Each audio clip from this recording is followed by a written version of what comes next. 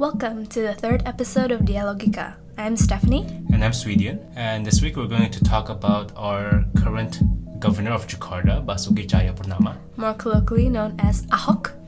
And in particular focusing on the case of the Kalijodo eviction and demolition that happened in February. And the use of force that took place. So the fact that he used the military, the police, and the civil service unit, as well as comparing him with other Indonesian leaders who've done the same. And all of this is couched within the context of not only his upcoming gubernatorial re-election campaign for next year, but also the need to check our leaders for the purposes of democracy. For democracy. And hold them accountable and have a dialogue about, when we're talking about this issue, what are we really talking about besides the whole legality aspect, right? Like, we're talking about the lives of thousands of people whose entire livelihoods have been upturned in the short time and space. And just, really think about these issues in terms of adding into the public discourse and holding our leaders accountable. Yay, democracy!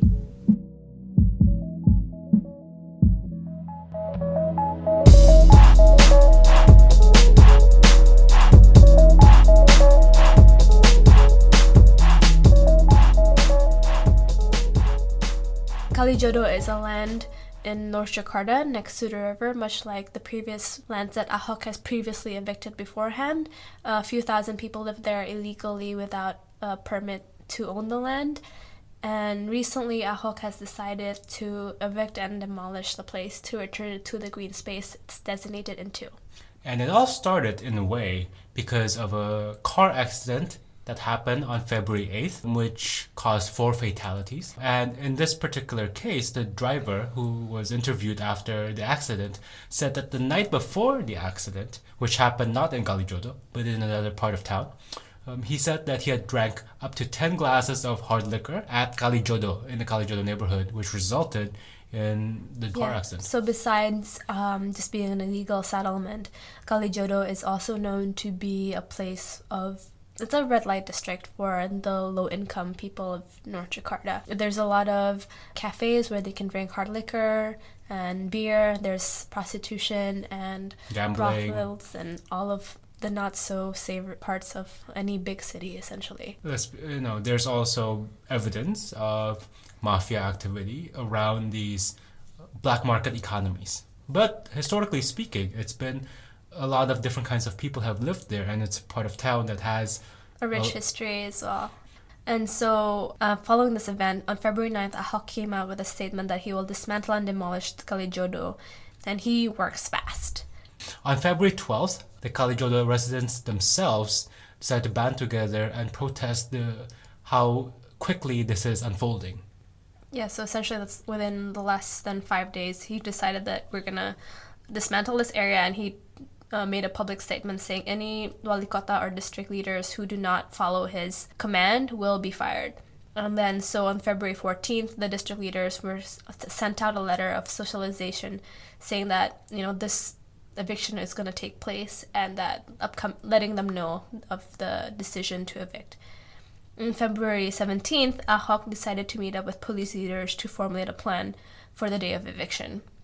And the next day, February 18th, the first letter of warning to the residents was sent out, basically telling them you have 11 days, because the first letter of warning is the start of a chain in which you have to have the event happen within 11 days. But it told them that you can either get out on your own terms, leave your house, vacate your house, or the government's still going to come and demolish it. On February 25th, the second letter of warning was sent out to residents. On 28th, the third and final warning, and the 29th, eviction and demolition one is planned. Within 1 day, close to 3,000 people who lived in Kalijodo were either relocated against their will or on their own, and close to 400 buildings were completely demolished. Yeah, and this is actually perfectly legal if you're questioning about the legality of it, because the residents here do not have permits to live here, and the zone is actually planned out for a designated green zone. So the governor is allowed under his jurisdiction to reclaim this land for public good. Mm-hmm. So the timeline is legally no problem. Ahok decided that he needs to clear this land, and so he went for it. He's long said that he is bothered by this land, and other governors has talked about dismantling this land, but essentially there's no socialization that's going on in terms of like allowing the conversation, and he was very much saying that we don't need dialogue, we don't need to talk about with the people here, it's gonna happen. In fact, one of his quotes is that, why do we need to always be listening to the residents? If we just listen and listen and listen, nothing's gonna get done. And this time he was like, well, we're not gonna listen anymore. Bye.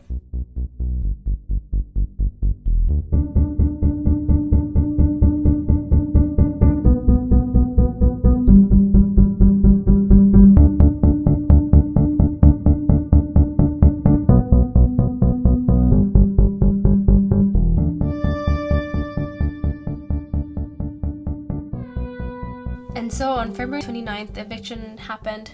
D-Day happened without a hitch. Perhaps also because 5,000 strong forces came out to evict the less than 3,000 inhabitants. So the ratio here is like a David and Goliath story here. Exactly. And these 5,000 strong military force actually involved the military as well as police forces and security forces of Jakarta. So there's varying reports into what actually happened or what actually materialized, but roughly 5,000 people comprising of Satpol PP, the Polri, and TNI were dispatched.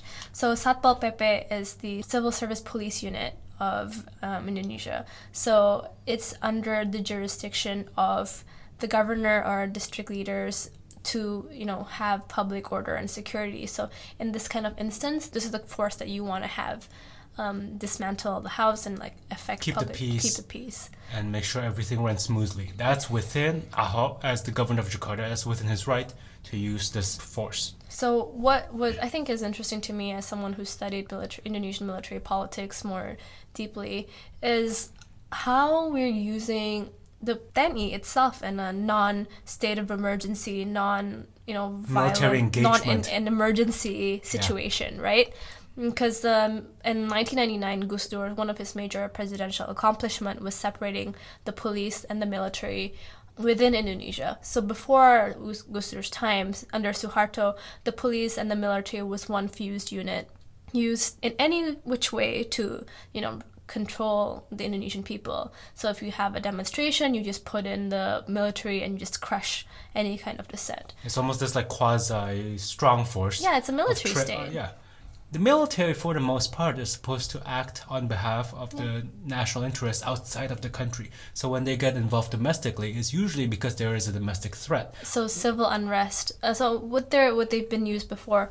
Indonesia has never engaged in war outside of the country since Malaysia in the 1960s and confrontation and seizing West Papua. Mm-hmm. We don't have any conflict right now. Yeah.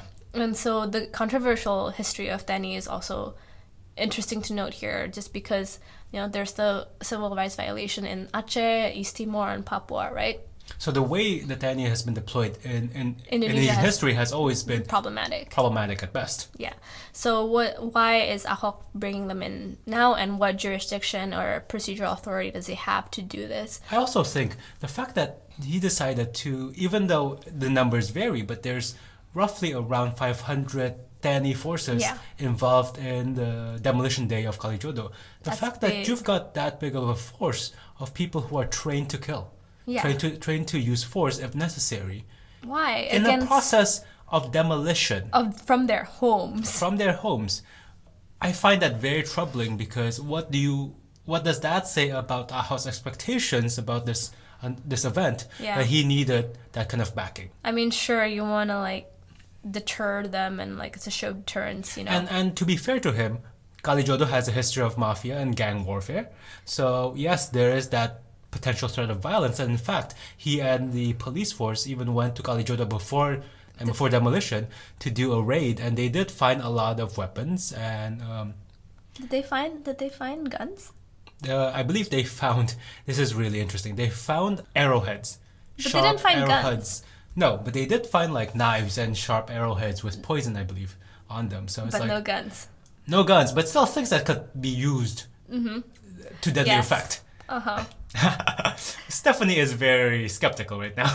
Poison arrows versus the Indonesian military with their AK-47s. What a matchup. Part of me is like, why are we still using poison arrows in gang warfare? And But anyways, Jakarta too. there is the potential for deadly force, but why do you need to squash this potential with such an overwhelming military presence? So I just want to also touch back on the legal basis, whether or not Ahok is allowed to use TNI forces in Jakarta. So under UU number 34, 2004, the law states that the Indonesian army may help in the regional conflicts. However, it must be used only in special situations and for the importance of like the national politics. So the idea is that like it's used for emergency, bigger situations instead of just regular. Sounds like it only is used for when there's a tangible threat to the government. Yeah, essentially. The local government. The police. When was this? What year was this that the law 2004. 2004. Mm-hmm. Interesting. Okay.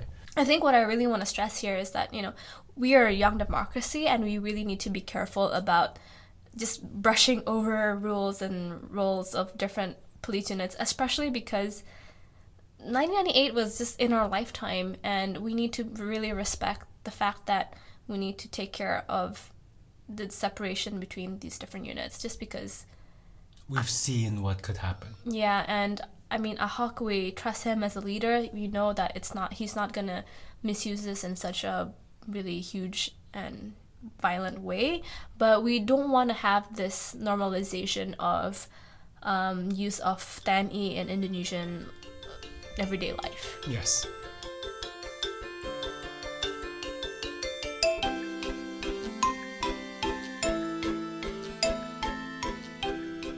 To contrast Ahok's strongman tactics, right, we're gonna actually tell a quick story about strong woman tactics. #baller. Yes. So my mom's hometown mayor, Tri Rismaharini, actually did something similar to Ahok in socializing and evicting the Dolly neighborhood. In Surabaya.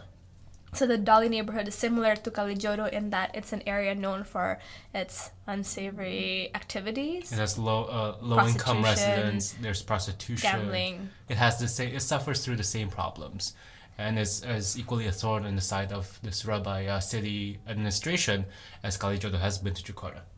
So Ibu Risma took 1 year closing down this neighborhood, and in that 1 year she socialized the fact that they're going to be evicted and this area is going to be demolished, and she worked very closely with the people there and talking to them and making sure they have an alternative livelihood.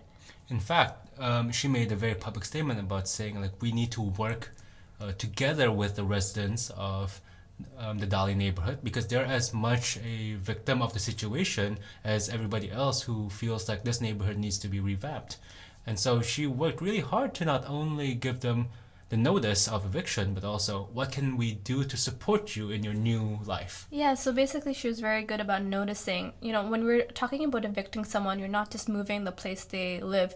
For a lot of people, there's an economic impact as well, because a lot of their jobs... Huge economic impact. Part of their jobs is getting income from where they live. If you're a prostitute, you're generating income from living there. If you have a cafe, or if you have gambling rings, or you have just even innocuous things like you're selling satay and bakso in that place. Or even you're like the cleaner of the road there, blah, blah, blah. Yeah, so she wanted to make sure that people who are, being moved away have a sustainable income in the future, that they can generate food for themselves and their families. That they're not just assets that are being displaced, but they're treated as human beings as they are. Yeah, just because if we're talking feminist angle here is that, when you're talking about prostitutes, you're also talking about the most vulnerable people in a particular place. If you're suddenly moving where they live, they might have had social networks there to protect themselves and ensure that they're not going to be raped. If they are,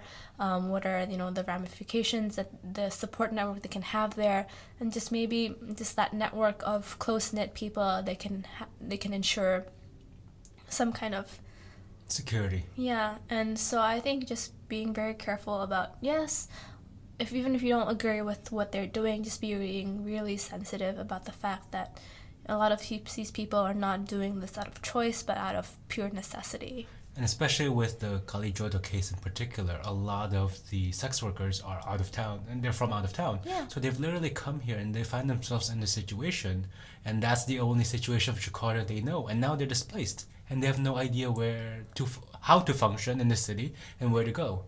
And exactly that kind of social network is something that a lot of people like to easily sweep under the rug. But these are things you have to address when you're trying to relocate people. So if you looked at the conversations and the interviews between the sex workers who live in Kalijodo, they always talk about how they feel comfortable there just because it has been a red light district for a while, that if they feel more comfortable being under a brothel or a cafe, they can profit share with the owner, and the owner ensures their safety to an extent. This informal social network that helps and benefits everyone, even though it's within this context of a less than legal situation. But at least it keeps everyone safe. To an extent. I'm sure that there are unsavory, terrible things that happen there as well. Of course. And trafficking, which is terrible, and we do not condone or respect at all. Mm-hmm. But the point is that when we're talking about the uprooting of people's life, there's a lot more that we need to think about and be careful about. And I don't think if you have 3 weeks to vacate a place that you are going to have the same level of thought and rigorous decision making, and that ensures that people that are most marginalized are going to suffer from this activity. Ibu Risma's success has been acknowledged not only by us, I feel, but also by Ahok himself. Like, he has praised Ibu Risma as somebody that is even fiercer than him, and praising her model of leadership. There's a lot to be learned from a leadership that is much more empathetic and wanting to converse with the people you're dealing with instead of an us against them situation. Yeah. It's an all together, we're trying to solve a problem and find a unifying solution that benefits all of us. Exactly. Isn't that what democracy is all about? Yeah, I think what we need to really pay attention here as well is that these are people's lives, and it may be difficult for us to look in very sympathetically to the lives of people who we don't know, but we have to think about that these are the lives of thousands and thousands of people who just suddenly are forced to leave their homes. Like, imagine you're living where you are now and you've lived there for generations, and then you're suddenly told, like, okay, you're out. Like, and then if you were a tukang bakso, or your livelihood is based on where you live, what are you gonna do? You can't just move easily out of there and just hope everything works out. These people don't have a social capital or they don't have much of an education, and they don't have a safety net to fall back on. These people are people who are struggling to make a living. They can't even think about what happens in the next few months. They usually just think about things day to day, by week. And to be evicted in such a short amount of time within the shortest month of the year is, some people say, wow, Ahok, you're so effective in doing this, but they forget about the human cost. Yeah. There is a human cost. Even if no lives were lost, there is a human cost. Middle and upper class people say, oh, cool, Ahok is doing things well, but at whose cost here, Ultimately, at the end of the day, he's supposed to be a governor for Jakarta citizens across the spectrum. And we, as the privileged ones who don't have to deal with the kind of issues that a lot of the lower income people have to deal with, we have to, and we are educated, we have to be able to hold Ahok accountable. Yeah. And make sure that the things he's doing is fair to those outside of our circles, who are marginalized and don't have the ability to speak up as much as other people. And that's, I think, our role as citizens of this great city.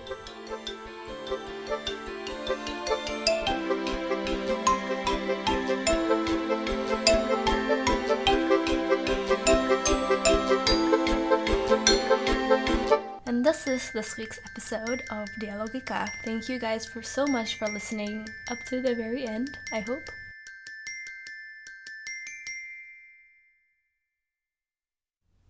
Thank you for listening to this episode of Dialogika. We just want to give credit where credit is due. Especially for this particular episode, the amazing reporters in Kompas and Tempo, and a lot of other publications like Jakarta Globe and Jakarta Post as well, who we've compiled this episode from their hard work and research.